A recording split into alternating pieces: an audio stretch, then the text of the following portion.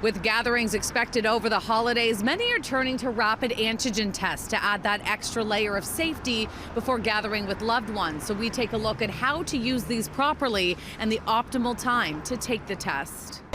Merry Christmas. We've all seen the images, thousands lining up in the wee morning hours in the bitter cold just to get their hands on one of these boxes. The party starts now.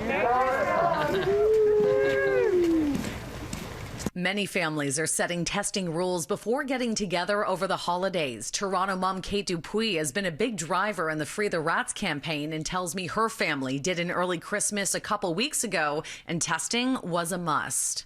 We have had access to rapid tests because we purchased a box for almost $300 and we brought it over to my in-laws and everyone did a rapid test. We wore our masks, and then once the 15 minutes were up, we were relatively confident that we would be okay. Everyone in the family at that time was as boosted or vaccinated as they could be. Thomas Tenkate is a public health expert at Ryerson University and takes us through the testing process.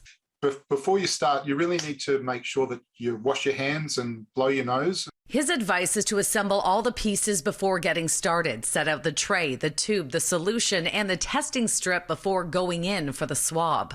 The idea is that you want to put the swab into your nose as far as it can go, but you don't want to do it from your head straight down and going this way. You want to tilt your head back and go sort of more horizontal. So then once it's there, sort of twirl it around inside the one nostril, and then you repeat it on the other nostrils. They say about 2.5 centimeters is a good distance, but that's going to be shorter for kids and maybe people with smaller faces.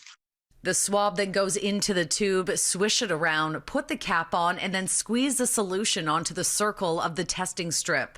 One line is negative, 2 lines is positive. But here's what you need to keep in mind. The rapid test tells you if you're shedding the virus in that moment. It won't necessarily detect if you actually are infected with COVID-19. So the results are considered temporary and they could change in a matter of hours. So if I'm going to visit my family tomorrow, when is the optimal time to do my test? Yeah. You really need to do it as soon as close to the time when you're wanting to actually meet with them.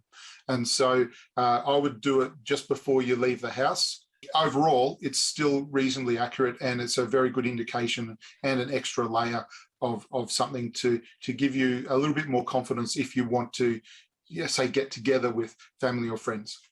Now, rapid tests are considered to be just one tool in the toolbox. Experts are also suggesting to open a window and to turn on the fan in the kitchen and the bathroom. And they also suggest that masking up is something that should be considered. Shauna Hunt, City News.